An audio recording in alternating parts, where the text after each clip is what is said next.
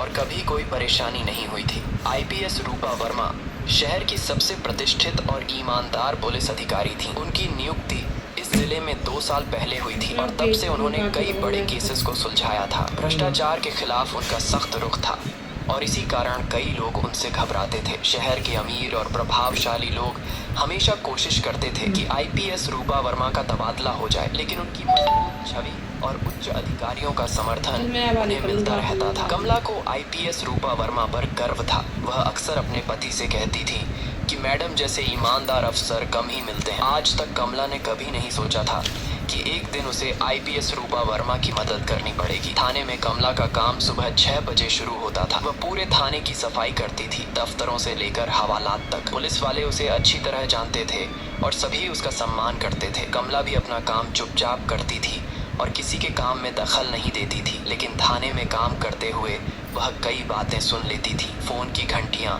अफसरों की बातचीत और कभी कभी कुछ ऐसी बातें भी जिन्हें नहीं सुनना चाहिए था। आज तक उसने कभी इन बातों पर ध्यान नहीं दिया था, लेकिन आज कुछ अलग था। दिनेश चौधरी शहर का सबसे बड़ा व्यापारी और राजनीतिक रूप से प्रभावशाली व्यक्ति था। उसके पास कई बैंकों में करोड़ों का व्यापार था और शहर की सभी बड़ी परियोजनाओं में उसका हाथ था। लेकिन पिछले कुछ महीनों से उसके खिलाफ कुछ गंभीर आरोप लग रहे थे। बैंक घोटाले की खबरें अखबारों में छपने लगी थीं और जांच एजेंसियां उसकी गतिविधियों पर नजर रख रही थीं। दिनेश चौधरी जानता था कि अगर मामला आगे बढ़ा तो उसकी मुश्किलें बढ़ सकती हैं, इसलिए वह अपने पुराने कनेक्शन का इस्तेमाल करके अपने खिलाफ बनते मामलों को दबाने की कोशिश कर रहा था। कमला के लिए आज का दिन बाकी दिनों से अलग था, क्योंकि आज उसने वह सुना था जो उसे नहीं सुनना चाहिए था। जब वह थाने के दफ्तर की सफाई कर रही थी तो अचानक फोन की घंटी बजी थी। दिनेश कुमार ने फोन उठाया था और बात करने लगा था। कमला ने शुरू में ध्यान नहीं दिया, लेकिन जब बात तेज होने लगी तो उसे समझ आने लगा कि यह कोई सामान्य बात नहीं है। दिनेश कुमार हाँ ना में जवाब दे रहा था और बार बार कह रहा था कि वह समझ गया है। फोन कटने के बाद दिनेश कुमार ने नरेश यादव, कुलदीप सिंह और दिलेर वर्मा को बुलाया था। चारों ने मिलकर कुछ योजना बनाई थी, जिसे सुनकर कमला का दिल जोर से धड़कने लगा था। दिनेश चौधरी की आवाज फोन में तेज और परेशान थी। दिनेश कुमार, तुम समझ रहे हो ना कि मामला कितना गंभीर है। अगर यह बैंक घोटाले की जांच आगे बढ़ी तो मैं फंस जाऊंगा। मेरे खिलाफ सारे सबूत तैयार हो रहे हैं। दिनेश कुमार ने फोन पर अपनी आवाज धीमी रखते हुए जवाब दिया, सर आप चिंता मत करिए, हमारा पुराना रिश्ता है और हमने पहले भी आपकी मदद की है। दिनेश चौधरी की आवाज में बेचैनी साफ सुनाई दे रही थी, लेकिन इस बार मामला अलग है। सीबीआई की जांच शुरू होने वाली है। मुझे किसी को फंसाना होगा, कोई बलि का बकरा चाहिए। कमला पास के कमरे में झाड़ू लगा रही थी, लेकिन उसके कान फोन की बातचीत पर टिके थे। दिनेश कुमार ने फोन पर कहा, सर आप बताइए क्या करना है, हम आपके साथ हैं। दिनेश चौधरी ने कहा, सुनो, मुझे कोई मासूम आदमी चाहिए जिसे हम इस केस में फंसा दें, कोई गरीब या बेसहारा जिसकी कोई पहुंच ना हो। बैंक के रिकॉर्ड्स में से मैं एक नाम निकालूंगा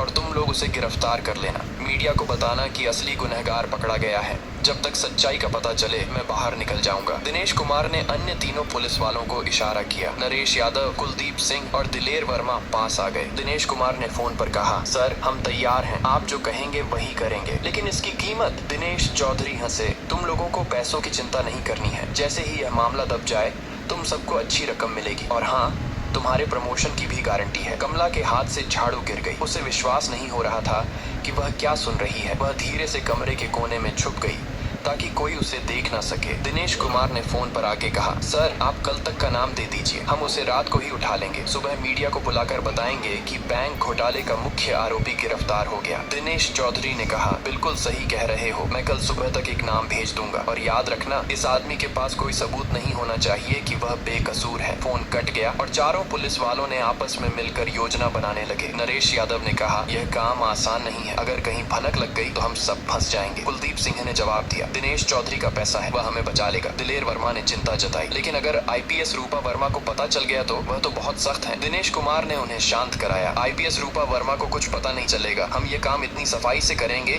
कि किसी को शक भी नहीं होगा। कमला का दिल जोर जोर से धड़क रहा था। उसके मन में हजारों सवाल उठ रहे थे। वह सोच रही थी कि अगर कोई बेकसूर इंसान फंस जाए तो क्या होगा, उसका परिवार क्या करेगा। कमला ने देखा कि चारों पुलिस वाले अपनी योजना को अंतिम रूप दे रहे हैं। वे तय कर रहे थे कि कौन क्या काम करेगा। दिनेश कुमार का काम था व्यक्ति की गिरफ्तारी, नरेश यादव को मीडिया संभालना था, कुलदीप सिंह को सबूत तैयार करने थे और दिलेर वर्मा को केस फाइल बनानी थी। कमला चुपचाप अपना काम समेटकर थाने से निकल गई। रास्ते भर उसका दिमाग उसी बातचीत में फंसा रहा। वह सोच रही थी कि उसे क्या करना चाहिए। अगर वह चुप रहती है तो एक बेकसूर इंसान की जिंदगी बर्बाद हो जाएगी, लेकिन अगर वह बात करती है तो कहीं उसकी भी जान को खतरा ना हो। कमला के पास कोई सबूत भी नहीं था। किसी को कैसे विश्वास दिलाती कि वह सच कह रही है। कमला आईपीएस रूपा वर्मा के घर पहुंची तो उसकी हालत देखकर सभी परेशान हो गए। उसके चेहरे पर पसीना था और हाथ कांप रहे थे। आईपीएस रूपा वर्मा उस समय अपने स्टडी रूम में फाइलों पर काम कर रही थी। जब कमला ने दरवाजा खटखटाया तो आईपीएस रूपा वर्मा ने उसे अंदर बुलाया। क्या बात है कमला, तुम तो बहुत परेशान लग रही हो, कुछ हुआ है क्या? कमला ने हकलाते हुए कहा। मैडम,